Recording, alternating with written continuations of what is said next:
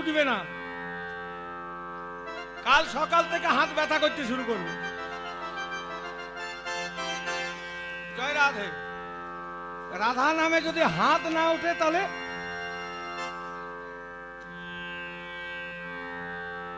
আগে যখন স্কুলে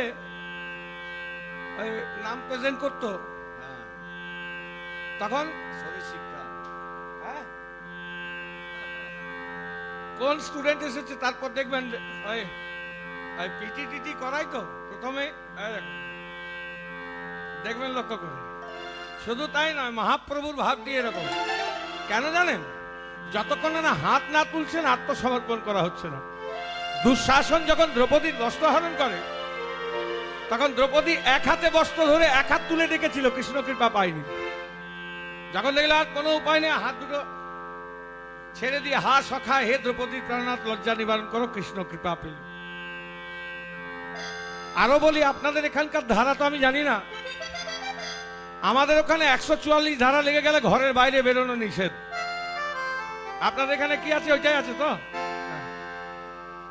তা ধরুন আপনাদের এখানে 144 ধারা লেগে গেছে, আপনার খুব গুরুত্বপূর্ণ কাজ আছে, আপনাকে বেরোতেই হবে। উপায় কি? ঘরে বাইরে যেতেই হবে। উপায় কি?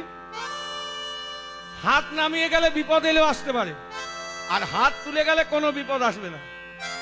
তা কলিযুগের এখন যা চলছে, 144 ধারা চলছে, এর থেকে উদ্ধার পাবার একমাত্র উপায় ওই দু হাত তুলেই নাও।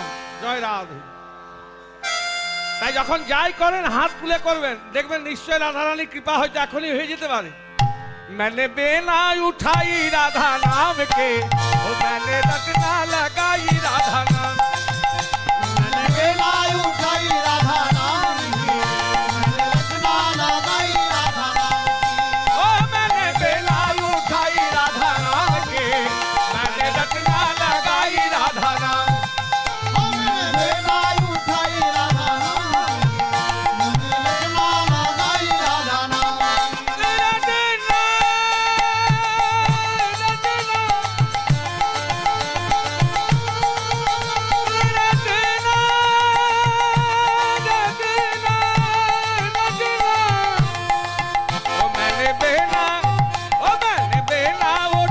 राधा नाम की।